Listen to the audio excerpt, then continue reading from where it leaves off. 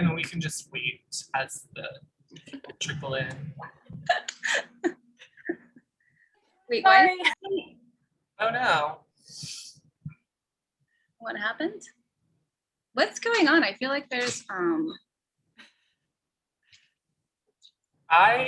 unsure. I'm not doing anything. I'm not sure. Maybe she's leaving and coming back.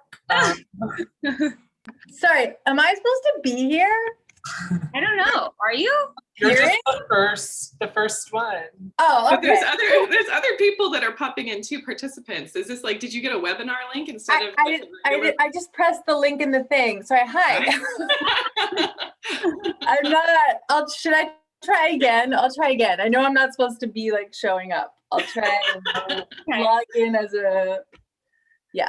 Okay. Not even wearing a bra. Okay. Nice to see you. This is fun. It's like very spontaneous. It's like, hello. Yeah. Hang on. I'm going to try and log in like a regular person. Oh yeah, I guess that wasn't supposed to happen. It must have been my link and then she pressed it. And that's why there are two Beths in here. Yes, yeah. So I don't know. That's my, oh, thanks, Elena. That was very fun. That was really nice. It was really That felt like a real live event. It was like something's happening, unexpected. It's fun.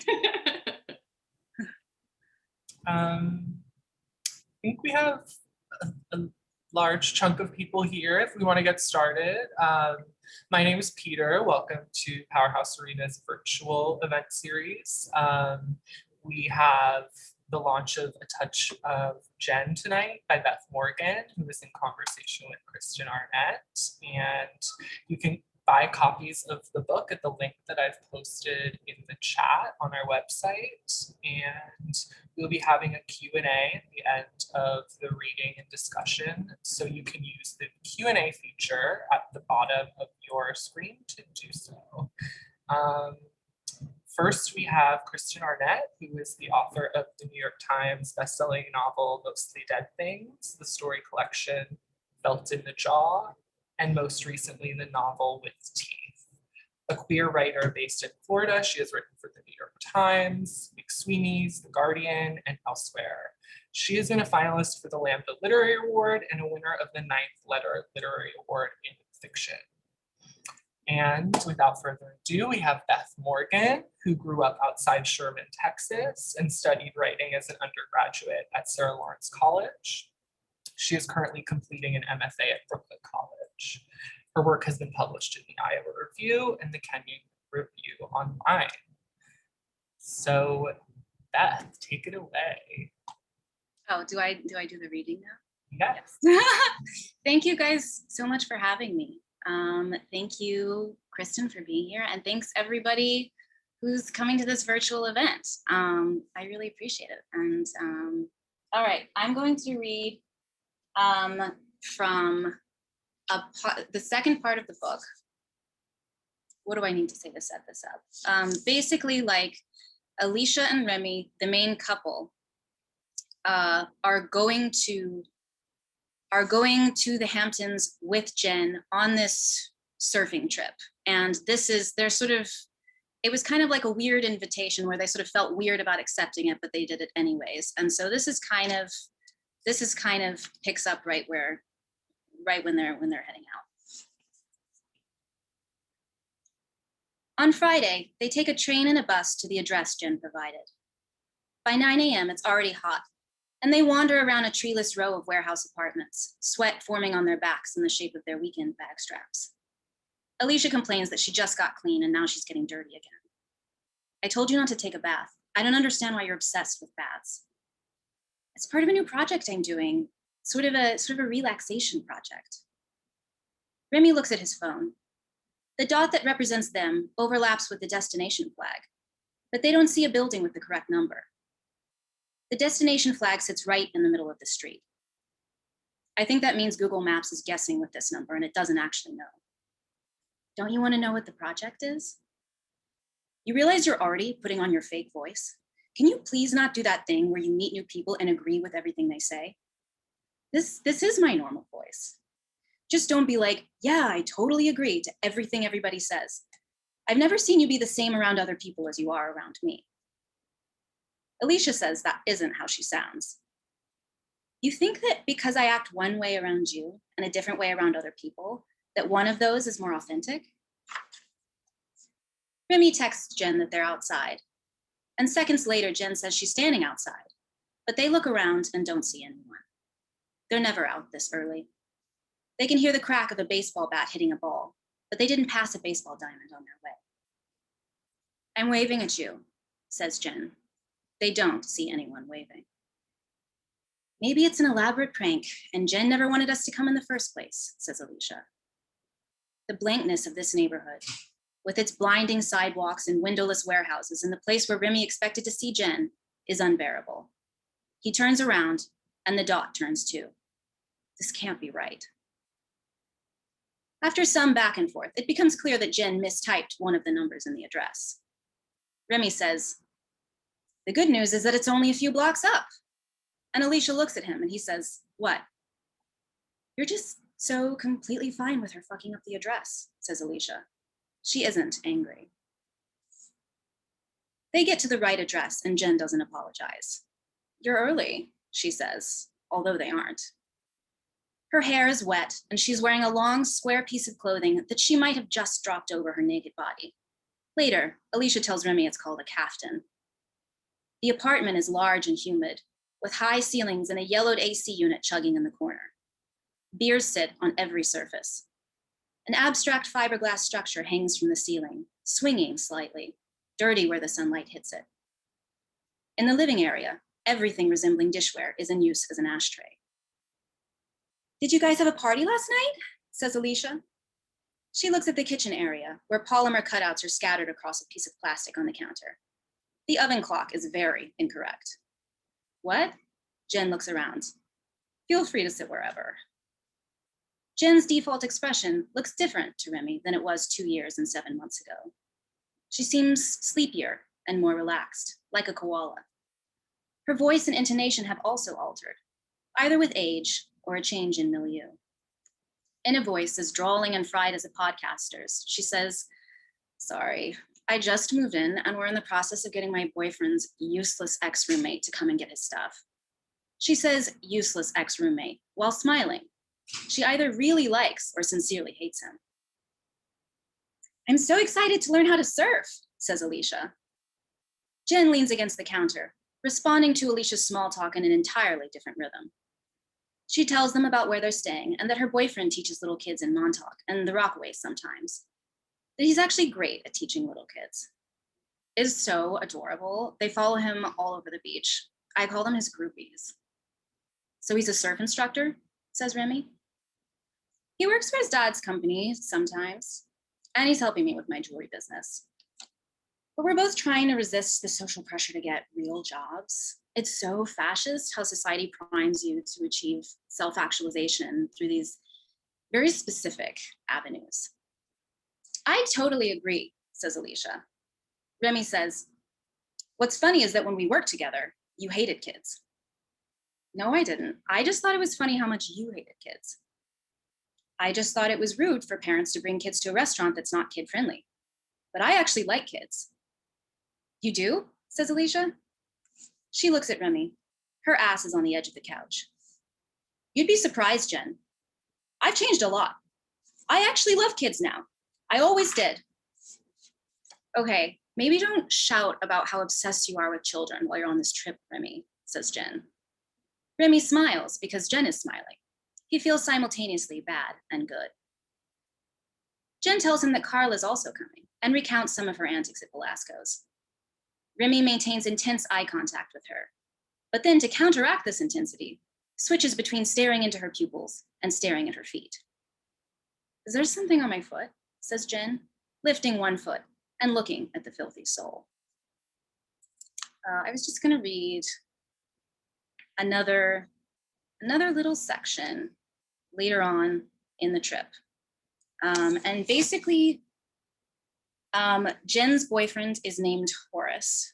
And I think that's kind of what you need to know, that a little bit of time Remy's not having a great trip on this vacation, but Alicia kind of is having a good time. And yeah, in case it wasn't clear earlier, Jen is Jen is Remy's former coworker from a long time ago that he has a huge crush on, and that Alicia is kind of interested in too, in her way. All right. Alicia doesn't participate in the conversation in the hot tub unless she's directly addressed. Eventually, Daniela turns her head and asks Alicia what she does. Her answer receives more attention because she delivers it during a silence in the conversation. A sandwich shop, says Daniela. So you must be an artist, right? Like Jen and Sage? Jen looks in Alicia's direction. Kind of. Not exactly like Jen, probably. It's awful, says Jen. Daniela's never had a job that wasn't in an office. She can't understand our struggles. You're going to be fine, Jen, says Horace. The conversation diverts to discussion of Jen's jewelry website. Jen complains about how difficult it is to run a business and how she can't wait to quit service forever. Horace says, at least you had help with the startup costs, though. There's a brief silence, and then he says, Alicia, what kind of art do you make? Alicia makes the not exactly swimming arm movements that people feel compelled to make in hot tubs. I'm just working on this idea I had recently. It's very early stages. I had this idea for a kind of personalized relaxation module, sort of like a hot tub actually, but enclosed. Envisioning it as a hot tub had never occurred to her before this moment. Her face becomes suddenly blank with the perfection of this concept. It's so perfect. It's as if the universe dropped it into her head. Or as if meeting Jen that day in the Apple store was the first of many signs intending to lead her to this moment in the hot tub, and thus to this inspiration. Like a sensory deprivation chamber. Maybe, not really. I just want to create a private space that meets all my needs. I thought I could even put shelves inside. She checks people's expressions and then looks back down into the water. That sounds dumb. Kiki says, no, that's perfect. I get it. Like a commentary on our culture of instant gratification, a satisfaction chamber. Yeah, says Alicia. I mean, it's probably selfish of me because I'm just building it based on what I would want. I have trouble relaxing or being in the moment, and I'm just trying to create this intimate space for myself. But that's part of the process, says Jen. You just have to make a prototype and see what happens. Jen's face is flushed and generous. She understands. And water, in particular, is so conducive to forces larger than ourselves. A prototype sounds great, says Alicia. I was thinking of it as like a spa, but in the form of a personal pod. A spod. Is that lame? Someone laughs. She says, I barely know anything about water treatment or plumbing, but I'm trying to learn. Alicia continues talking and hears herself describing a process of ongoing work and planning that's completely dishonest. Horace says, so you're like an autodidact. That's so inspiring. Are you learning how to hook up a filtration system? It must just be consuming your life, right? I can see it. Horace makes a frame with his hands, like a director. Laboring away in your studio, struggling with salination levels. I'm not sure I would use salt water, she says. Horace goes on to describe an interesting, dedicated person who in no way resembles Alicia. Alicia's face hurts from smiling. She can hear the ocean. The air doesn't smell of exhaust the way it does in the city. She looks through the sliding doors and sees Remy. He sits on the couch, beer in hand, staring into his phone as if something fell into it.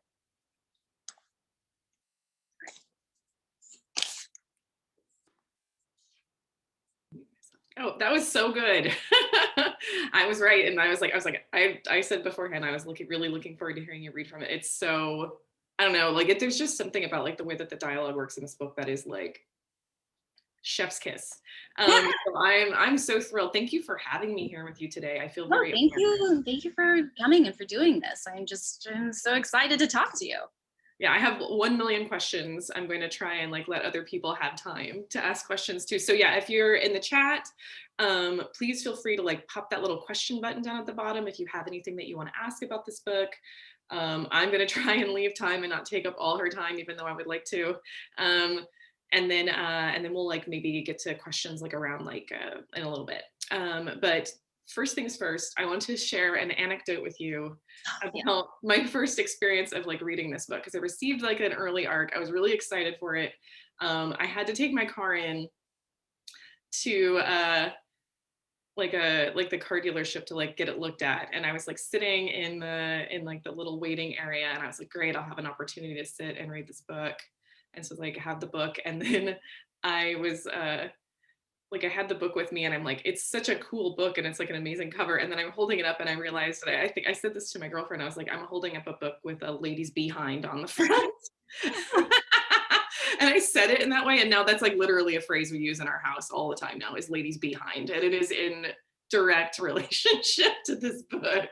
I love this cover. I love it. I love it too. I think So it's freaky though. it's first of all amazing, and the color's really good. But I'm going to start off by, before I get into like the wealth of questions I have, with the thing I love to do to people and I hate when they do to me. Okay. So I'm going to have you, if you'll please, give everybody here the elevator pitch for A Touch of Jen.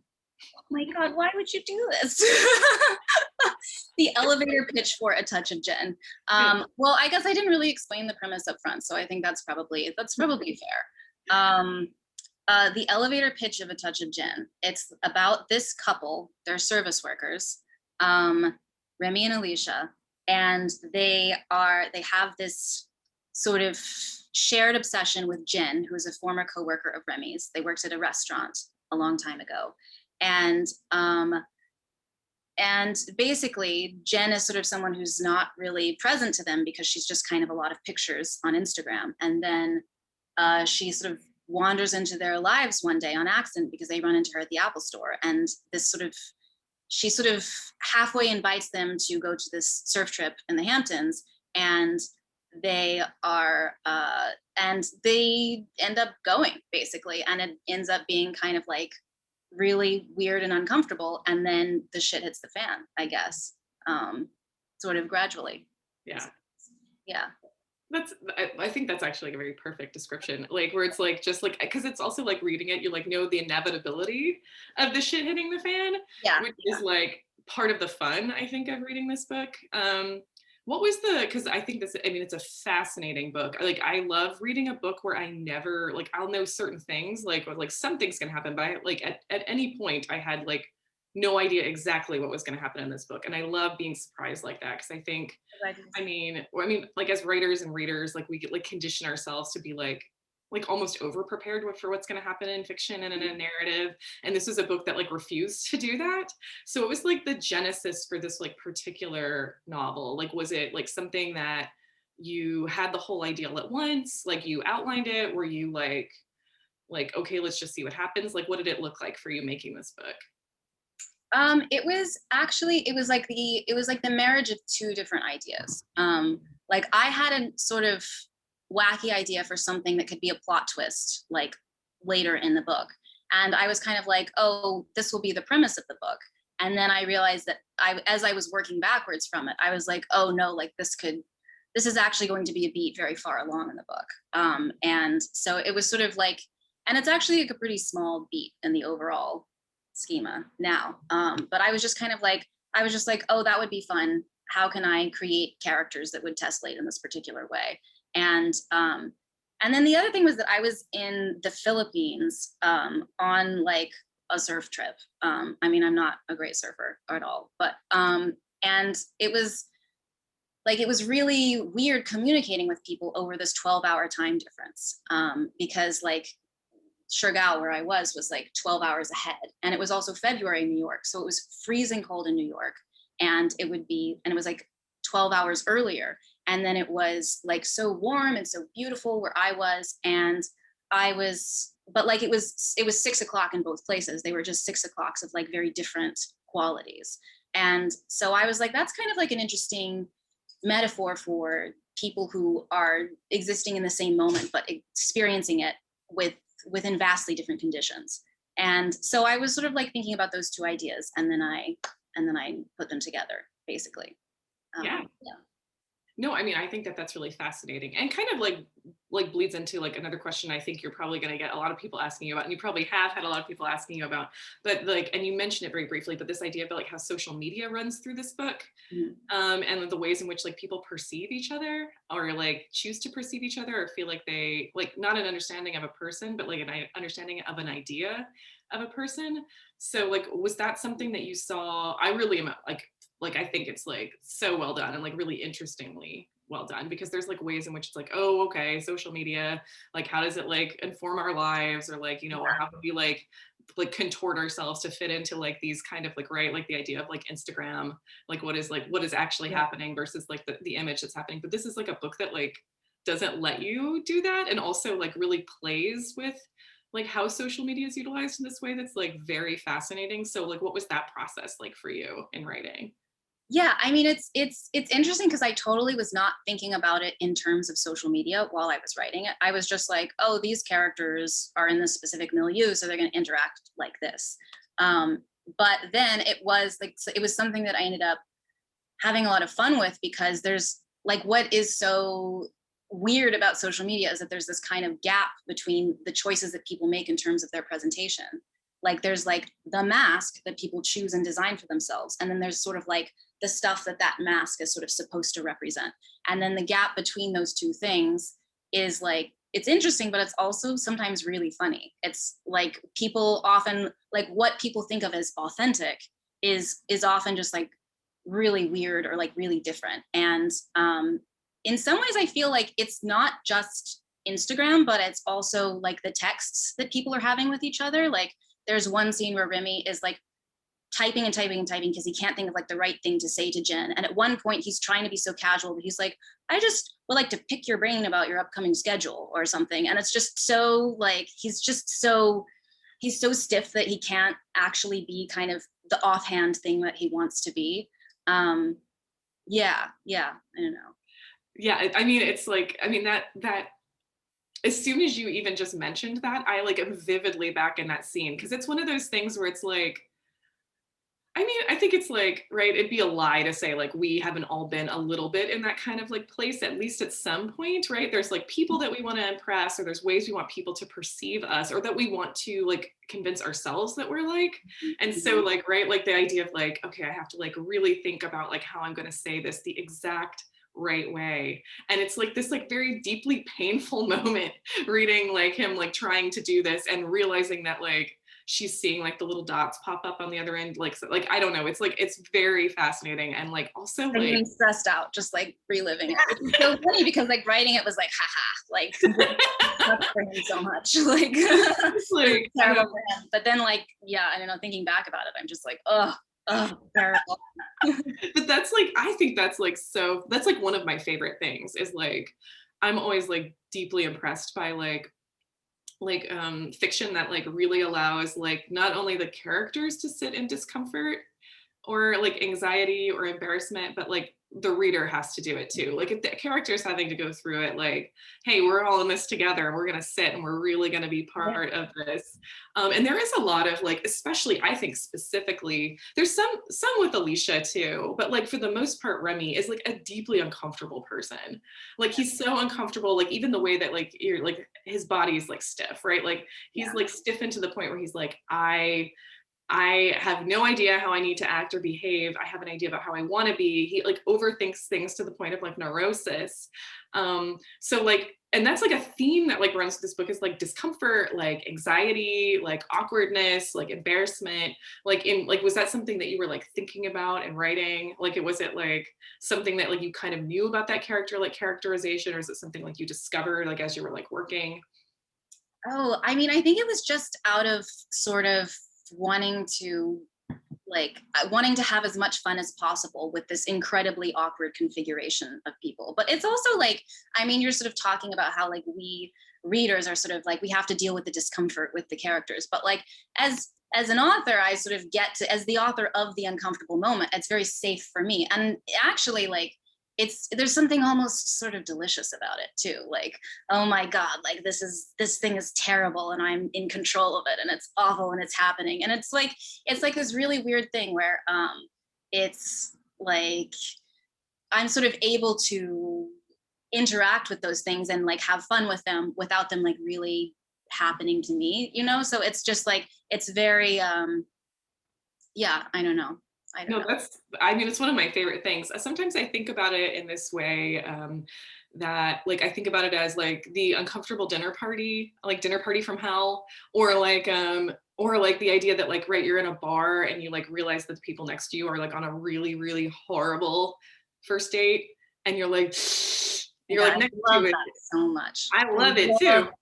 It's like one of those things, right, where you're listening to it and you're like, oh my God, because you're like, oh, thank God that's not me. But then also part of you is like that, it's at one point that has been me. Like that, I have been there, right? Where it's like, oh, like it's like repulsive, but also like so intoxicating to like be part of like something that's like so deeply uncomfortable. And I think like that happened, like it runs throughout this book. Like it's a beautiful blessing. Like every scene that was like so like, oh God, like why, like there's this, I don't think I'm spoiling, but like this description of like how he like, there's this joke that he feels like he has with Jen, that Remy has with Jen. Protein powder? The protein powder is like, it's so deeply uncomfortable because it's like his entire thing is like really getting on his girlfriend, like Alicia, about like, you're a try hard, you like want to agree with everything, like you're not authentic, like you're not being real. And then like he's like thought out this like entire idea about like presenting this thing as a gift that had happened before, and it's like in reality like goes like, it just like bombs, like it's like this is not like what anybody else had participated. He like built this moment in his mind to a point of like, I don't know, it's like it was like shockingly, like exquisitely unbearable. Like I was like, this is like so funny. I mean, I think this is a book that's like actually like, I mean, I'm a person that like, I love like when things are uncomfortable or thinking about different ways of using humor. Like, did you think about the fact that this book is really funny? Like when you were like working on it?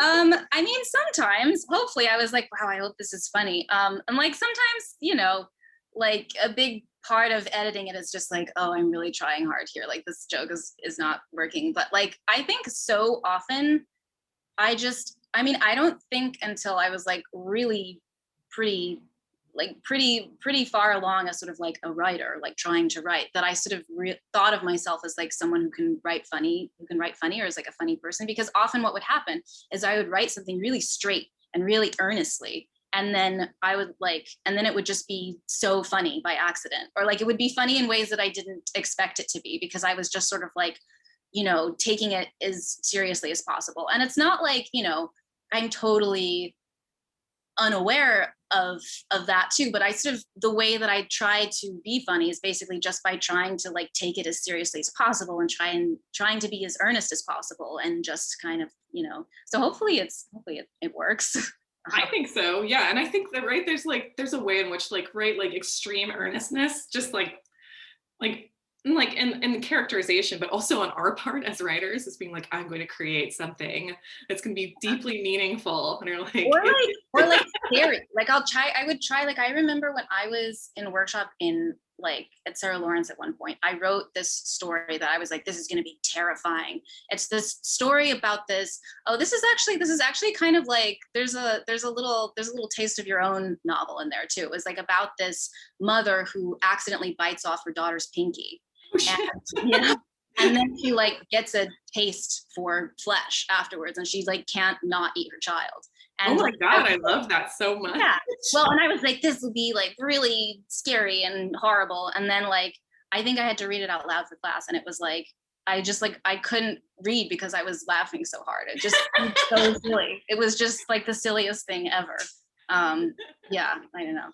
No, but that's amazing. I think that those things, like, right, they kind of like slide next to each other, like the ways in which like things that are like funny can oftentimes be like terrible, or like how like, you know, like something like grief can also like be like it like mashes up, like those emotions kind of like mix and mash together. And I think that like makes a ton of sense, that like, oh, in trying to like create something like extremely into some kind of category, that we accidentally create something that like does something else. But it's a book too where it's like, I was like, so obsessed with the ways that like bodies, because I love fiction that's like not afraid to be like grimy with people, where it's like I'm gonna let the people be like messy, like on a level of like human interaction, because these are like deeply flawed like people that are like, I mean, very human people that are like, you know, just like making a lot of weird choices and can be selfish and like, you know, like not thinking of what they should be all the time, but also like the bodies themselves are like very messy, and I am obsessed with that. Like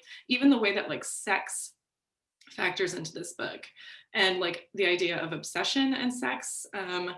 This is like a 3-part question I'm trying to ask you all at once.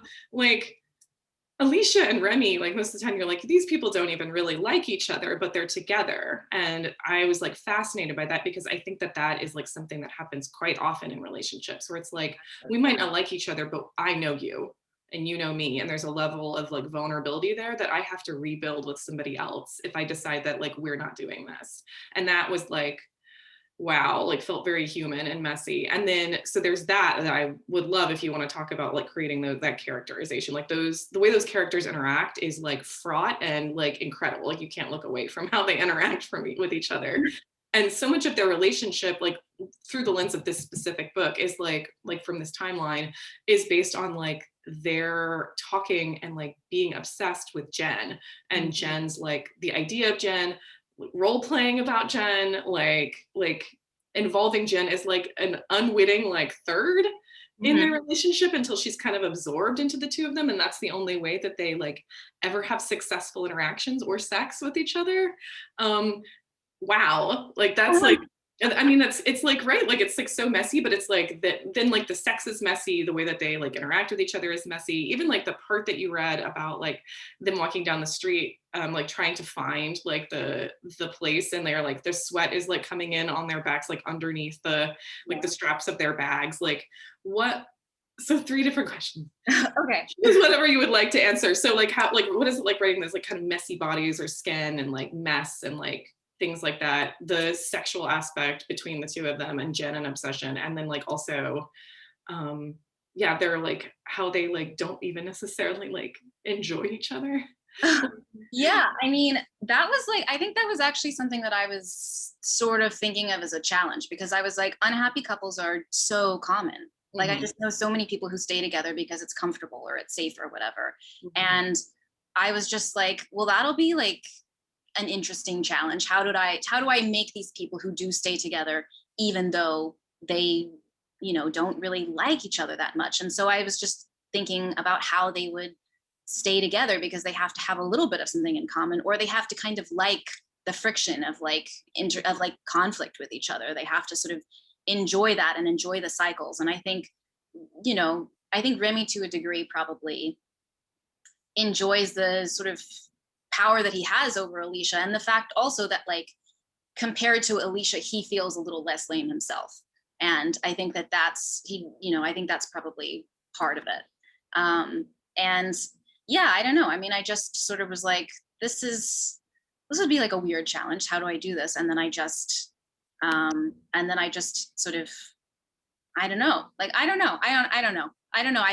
It's so hard for me to like put myself back in that mindset, but it was really fun, because like they're just so, the way that they interact is so dysfunctional, and it's like way more fun to write dysfunction sometimes than it is to write people who get along, obviously. Oh, for sure, absolutely. Like it's like wait, because it's like the conflict's like built in, but it also feels like, I feel like the people that feel like the most fleshed out and real are the ones that are like, right, like the ones that are like falling apart, because that's just like, that just feels like more like reality. Like even people like act like they have their shit together, they feel like, I mean, to use like from your own book, it feels like an Instagram of a person, where it's like there's no way that you actually have your shit together to this like degree. There's just no fucking way.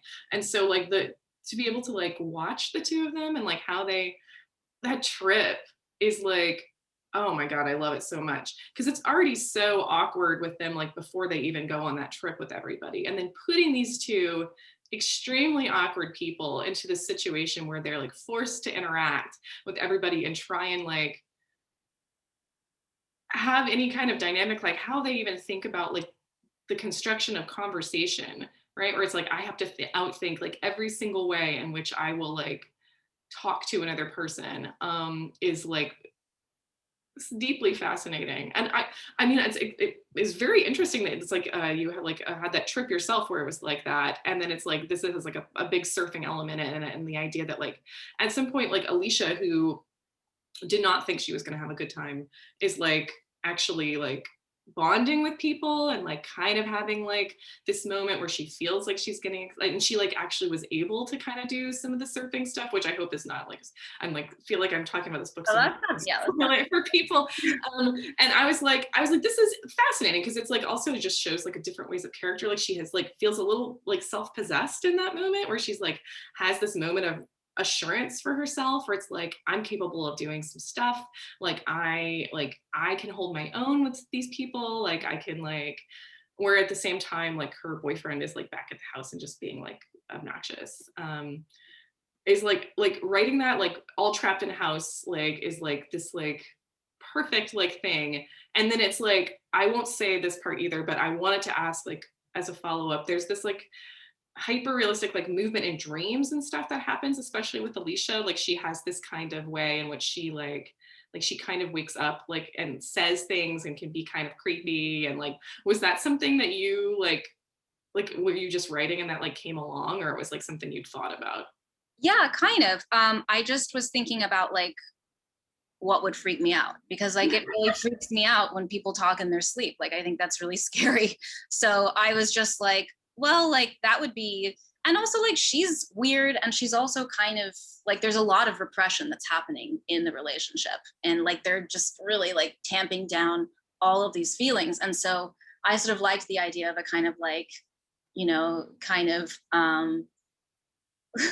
like a kind of nocturnal emission of a different type, you know, like of a different sort, where she's kind of like, where something else is sort of like getting expressed, but not in the sort of overt way, I guess. Yeah, no, I love that. I mean, this is a book that's like, right, like you said, like it's like there's stuff that's like scary in it, like, but also like stuff that's funny. Like it's like writing like horror. I mean, obviously, I guess it's something like you're saying, like even previously you were trying to write like stories that like detail like ideas of terror or like fright. Like is that something like you were like wanting to do with this book, or that you like see yourself like as like writing toward like in your just in your body of work? I guess so. Yeah, I don't know. I mean, for this specific book, I was sort of like a little bit surprised by where it went, or what I ended up doing with it. But like, yeah, I mean, I guess just because I'm scared of a lot of things. Like I'm very frightened all the time of like many things. And so it feels great to be able to sort of like inflict that in a way that I can control. And so like I'm constantly like, probably what happened, right, is that I heard like I heard somebody like talking in their sleep at one point, and then I was just like, oh my God, what is the worst possible thing that could happen in like in these particular terms, you know? Like I think that it's just a sort of yeah, I don't know. And you were talking about like the body earlier, and sort of, you know, writing about sex and all of that stuff. And I definitely think that it's just, yeah, like I'm into body horror and all of that. And I think that bodies are really scary because they're just so uncontrollable, and they're so they can just be so grotesque. And with the sex specifically, like I think that was the type of thing where I just feel like it's something that really, like often people will skip sex scenes, and or they'll just kind of allude to things, or they'll sort of like, you know, create some kind of, they'll sort of fade out, you know, because they'll skip the sex scenes out of a, maybe not even a sense of propriety, but just like the idea that nothing is going to be expressed there. But I mean, especially for these characters, like they never really express themselves honestly, except like during this kind of highly physical act. They sort of have to be very located in their bodies and not interact with each other through a screen. And it really bugs me when people skip sex scenes, and not just because it's kind of disappointing, but like also because it's just, sex is really revealing about people. It reveals a lot of, like, people act so differently during sex than they act in real life, and or like in life elsewhere. So I just think it's a perfect opportunity to really just zero in and kind of like really look at this thing that is maybe just, you know, kind of tough to look at, and like really put them in this place where they have to, yeah, like it's a great way to sort of show some discomfort and like in a way that's not filtered at all, I guess. Yeah, I mean, I completely agree with you, because I mean, I also think it's just like I'm interested in the different ways that people like write about sex. Like sex writing is like, well, also it's like bodies do a lot of things. I love the idea of you talking about like sex and body horror and like the same discussion. That is like amazing, because I do think it's like one of those things, right, where it's like about perspective. I mean, the particulars of like many of like the sex scenes, or like how like sex works in this book, is like on the cusp of body horror a lot of the time, because of the people who are like participating and have a lot of like discomfort and like inability to like process like not only like the other person's body and like how it moves and works, but their own body in relation to another person, because they're that uncomfortable. And like you do end up seeing a lot of it. And so having this like kind of like go between the two of them, like the times when sex works, is like this kind of like phantom Jen being present there, or like how they would imagine that she would behave, or like how she would factor into sex between the two of them, allows them to have like a fantasy, or like a kind of like role play, but almost like to a very interesting extreme. But is it though? I kind of wonder. I'm like, I mean, at people like, right, like you're saying, like sex is like very revealing about people. Like you learn like a lot about like who they are and what they want, or like when they're like at their most like where they can be at their most vulnerable and like reveal things. And that's like very interesting to me, and I love to see that happen. I mean, anytime bodies are doing stuff, I kind of want to see it. I like puke and shit and like people pissing and blood. I love that I'm saying this, and it's like, yeah, no, me too. I'm a huge fan. Yeah. Yeah. People, please feel free to like ask the questions too. Like I will like monopolize all of her time. So like push the little question button down at the bottom. Any kind of question about the book, I'll be happy to like read those to her. But yeah, okay, like also I think like hand in hand with like the sex that's like running through this book, or like how they interact with each other, is like this like idea of like intense like loneliness and isolation. Because these are people that even when they're around each other are like not really present with each other. And like you actually talking about, because that was like something I wanted to ask you about, was that deprivation kind of like water pod that like is there, that like Alicia is like talking about like creating and then like trying to make after. And I don't know, like I was like, this is like amazing and very interesting, but like were you thinking about like the idea of like loneliness and like kind of isolation and like working through this novel and like putting the characters in these particular spaces with each other? That's so interesting, because I sort of didn't think of the spod as like a it's just it's so fun that that's what it's called sometimes. It's just really fun to talk about. But like I wasn't thinking about that in terms of loneliness, although I was thinking about loneliness very intensely, because I think part of the reason that they have such difficulty interacting with people is because they are so isolated in their way, and they basically only talk to each other in their own sort of like, I mean, that's the thing about relationships often, is that you kind of have your own little language that you talk that's sort of like hard to, or your own sort of ways of interacting that are hard to break out of. And yeah, I mean, it was really, I guess I was kind of thinking about that isolation as bearing down really hard on their ability to interact with other people. And I think especially with Remy, like he can't help but kind of like nag people, or like be kind of judgmental, because that's how he acts with Alicia, and that's how he sort of has control over Alicia. But of course that doesn't work with many people. It's not like it's not charming to many people, but it kind of is a little bit with Jen, because they were always really mean to each other in like a sort of flirty way. But yeah, it's weird. I felt really distinct from these characters when I was writing them. And I was like, this isolation felt very much like fictionalized, like something that I was inventing. But it's so weird over the pandemic how I do sometimes sort of feel closer to these characters now, because of like how isolated I've felt at times than like I ever felt when I was writing them. And it does kind of make them hit in this new intense way when I think about them. Yeah, I don't know.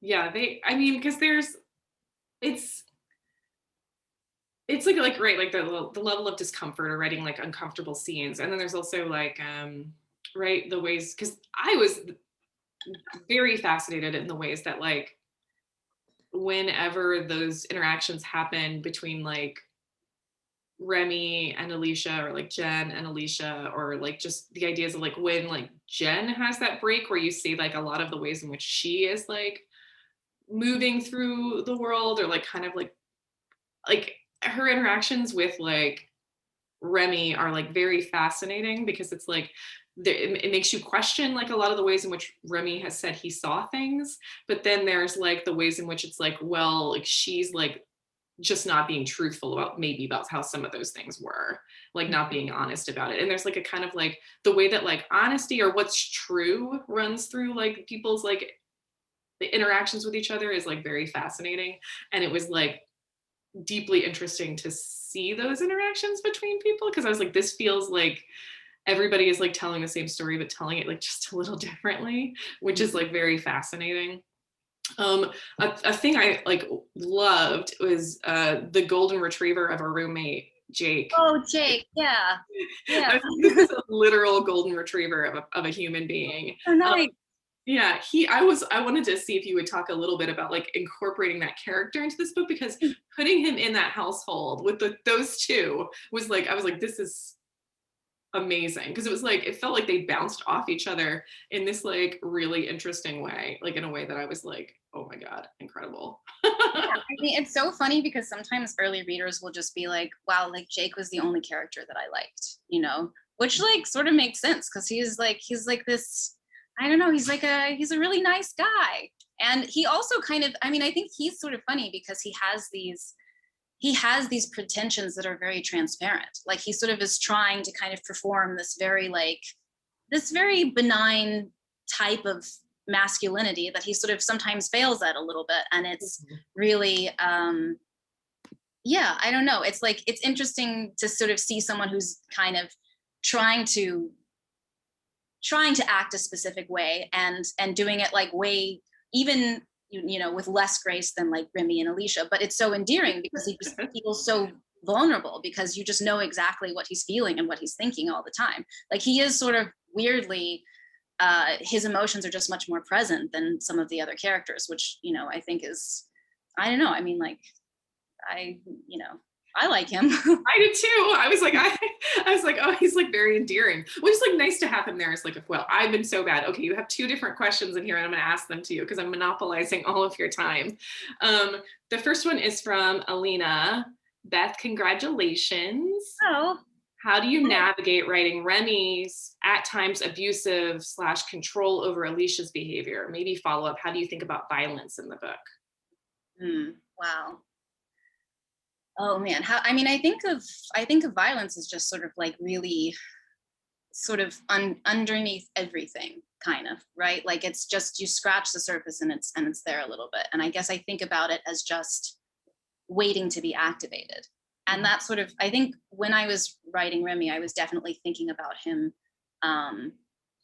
in terms of the sort of potential energy that was there. And that was sort of like what I was kind of alluding to often when I was sort of trying to show his very small way of making a feeling powerful. Like I was definitely thinking about, I think power was mainly what I was thinking about, as like sort of how are the small ways that he needs to feel powerful, and that his sort of own feelings of impotence sort of make him act in specific ways. I think that's just sort of how I was just mainly sort of thinking about power and how that functioned between the two of them. And that was kind of my guiding thing as I was like thinking about their conversations and interactions. Yeah, I mean, I think that makes sense. And I like the idea of like, right, like that's something that's just sometimes below the surface, right? It's like what kind of thing is going to happen within a situation that would just like make that like expose itself, right? Like there's just like, yeah. And I don't think it's like unique to Remy either. Like, I think that's sort of like, I think maybe it's slightly closer to the surface with him, but then like, you know, to the degree that it shows up, it's because of a perfect confluence of circumstances that sort of allow it to happen. And I'm definitely interested in like what drives people to violence, or like what makes them, what makes violence feelings sort of articulate themselves, and how do they show up? Because sometimes they show up in really small ways. They show up in people just, kind of talking down to their girlfriend or something. But Alicia sort of has that too. So it's really, I don't know. Yeah. I mean, I would say that like that's like kind of present in many of the characters in the book. I think that there's at points where it's even like you feel it from Jen, like a kind of thing that's like simmering beneath. Like, what are like the specific set of circumstances that would make that arise, or like the ways in which it, like you're saying, like the ways in which people choose to talk to each other. Because I think like there's ways in which like the characters talk to each other even when they're at like that, like at the beach house together, where it's like the kind of ways that like being passive aggressive can be like this kind of like active aggression in a way, where it's like, like you're wielding it in a certain kind of way, and it's kind of like very specific kind of power dynamic that it's like being enforced. It's very interesting. I think it's like it like threads through this book in this way that's like not like really like hitting someone over the head, pun intended, hitting someone over the head in terms of like how violence like moves through it, but like how it's like things like aggression like manifests maybe, or like power manifests. Okay, another question. Congratulations on your debut. The body horror aspects of this novel have been compared to David Cronenberg's films. How, if at all, has cinema influenced your process in writing this novel? Oh, fantastic question. I love this question. It was a huge influence, probably more than like other books too sometimes. I think it was just I think that like specifically two of David Cronenberg's movies, The Fly and The Brood, were like big things that I was thinking about. And then I was also kind of thinking about The Matrix in some ways, and like for example, Remy's last name is actually Brundle, which is Seth Brundle is the main character in The Fly.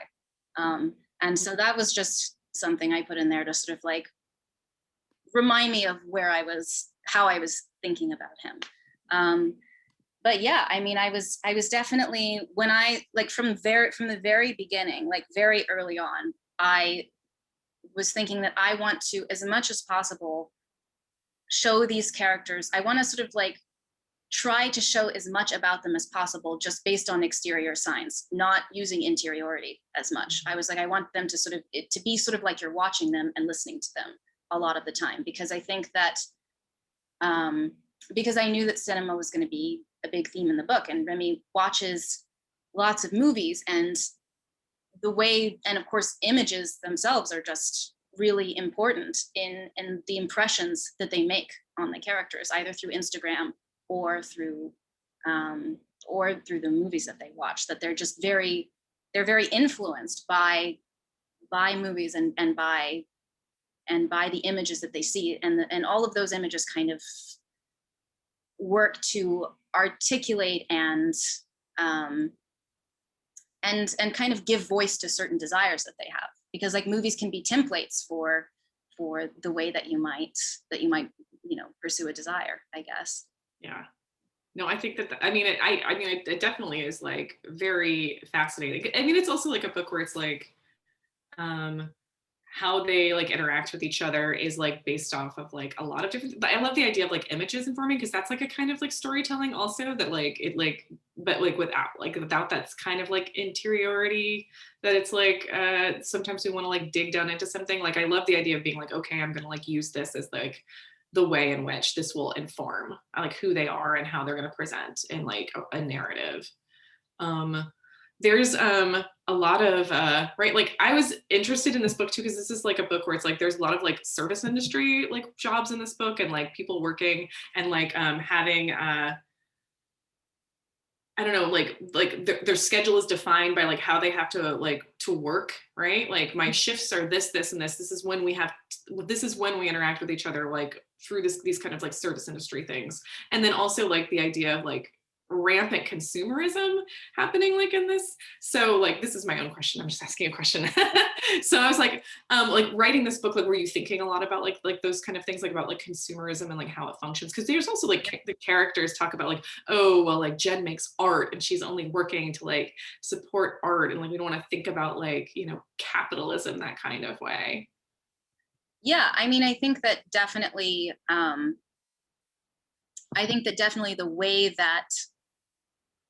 the way that they see self-actualization and success does come through this this kind of pervasive sense of consumerism. Like Alicia is really into these skincare products that she sort of thinks will sort of create this transformation for her.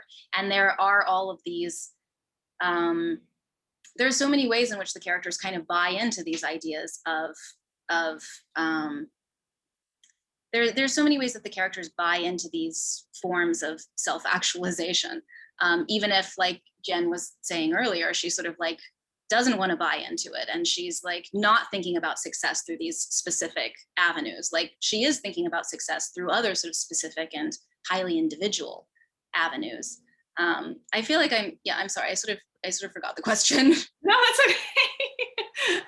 No, I mean, I think that's like a really good answer for it. But it's like, I think like the idea, it's like another way to like manifest like how they're trying to present, like especially with the stuff with the skincare, and like this kind of like transformative process. So it's just like very interesting. Like, I mean, I know there's like different ways in which like in terms of like horror that you're like utilizing some of this stuff that I like will not like necessarily like reveal. I'm gonna like let people like buy the book and like enjoy that and find that out for themselves. And it's very like fascinating. It's like the whole book was like so ridiculously readable because it's like you have like so many like things where you're sitting like through this like discomfort, and then when like there's stuff that just starts to happen very quickly that it's like you're just like, okay, I have to know like what's happening next. Like definitely like page turner kind of content, which I was like fascinated by because it's like this way in which you set it up that's like very deeply surprising. I mean, I did want to ask you too, I know we like kind of talked about the cover a bit. Like, did you have like say in this cover? No, I had no say in the cover. It just happened, and it was a blessing, and it just I don't have questions, but it's amazing. I really love it. I really feel like I got lucky. It's like, I mean, it's like, and it's such like a very specific, like this kind of like powdery baby pink kind of thing happening on the front with like this like screen happening is like, was the title a title that you had like come up with before the book was written, or it was like as it went along? Yeah, I mean, the title was actually kind of like a joke originally. My partner and I were, for some reason, we were talking about this Taiwanese movie, A Touch of Zen, which is this wuxia film by King Hu, and it's just this like wonderful, beautiful kind of idiosyncratic movie with this kind of martial arts aspect. And he just made a joke where he was like, "Oh, you should call the book A Touch of Jen," and I was like, "That's so dumb." And then I was like, "Wait, that's actually like perfect because it's so goofy, and I love a goofy title, but it's also kind of like." They're very different stories, A Touch of Zen and the book that I wrote, A Touch of Jen, but there are these resonances that are kind of activated in terms of the martial arts and the sort of like the kind of like sort of spiritual aspects too in a weird way, or at least the way that they get sort of recruited in the book. Yeah, I don't know. I mean, I think it's a killer title, but there's like, because there's ways in which like Jen like is like this, has this kind of permeability into like everything that's happening in the book. So it's like almost everything has like a touch of Jen to it, at least like within terms of like this relationship, or it's like, you can take it very literally and be like that, like in terms of like how they're trying to like rejuvenate their sex life. With this, like, I'm sorry, as a person who loves puns, it's really funny to me. It operates on several levels for sure. It's really good. I don't know. I think like I think we have used up all of your time. We have utilized. I would keep you here all night. That sounds like a threat. I mean it in a nice way. Thank you so much for doing this. This has been just like such a really fun, lovely conversation. There is one last question that just dropped in. Ooh, yay, let me ask it. This novel is so hilarious and sharp on the subject of self-care and self-actualization. Were there real self-help books or gurus or contemporary influencer type figures you found yourself drawing on or channeling for that area of the novel? This is a great question. I would also like to know the kind of research element of it. Is that like something that you focused on with this?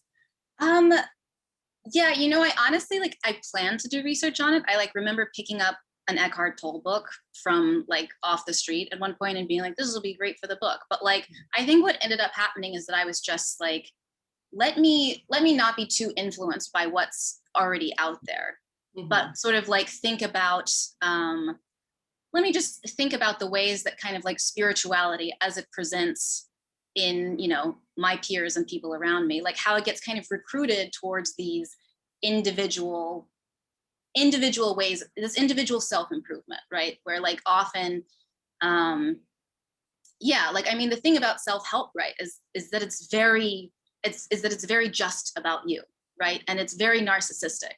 Yeah. And that was sort of interesting to me, because it's if you're, because it feels like if you can improve yourself, then you really have a great deal of control over the world. But of course, the only person you're really controlling is yourself. And so as I was thinking about, how to make this kind of self-improvement thing function in the book, I was just thinking about okay, these people don't have any power. They want to feel like they have some control. So they're going to sort of work on themselves in a way. And how can I make that feel as narcissistic as possible? And how can I, I guess.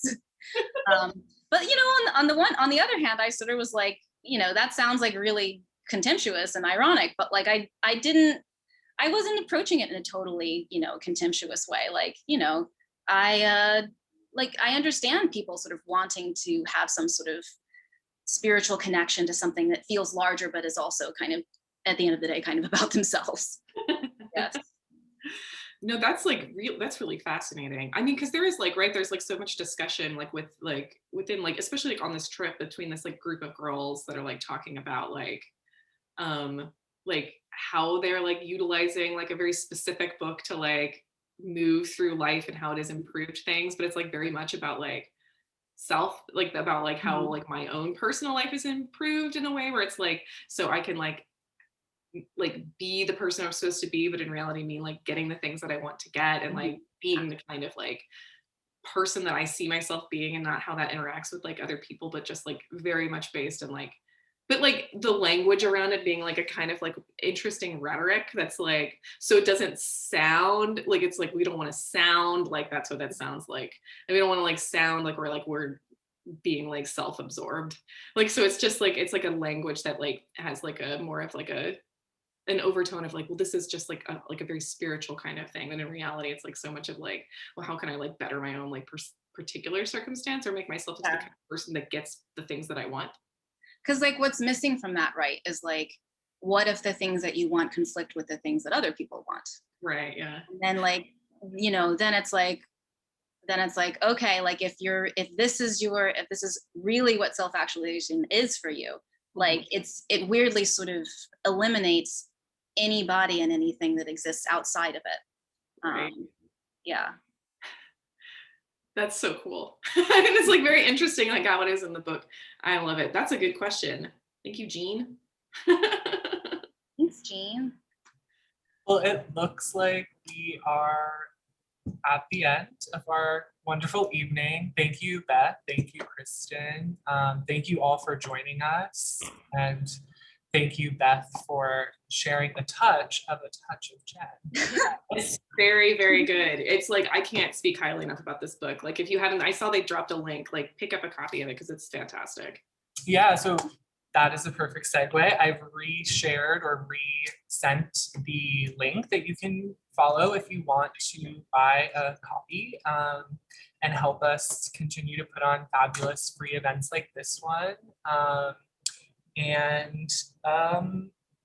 My last point, and I'll let you go, is that we have been recording. So if you missed anything, or if you want to share this with anyone who you think would have loved to be here and couldn't for whatever reason, this will be up on our YouTube very, very soon. So that is all. Thank you all so much. Thank you so much for having me. Thank you, Beth. Congratulations. Thank you. Thank you, Kristen, so much for doing this. It's my pleasure. I love this book. Lovely to meet you. All right. Good night, everyone. Good night.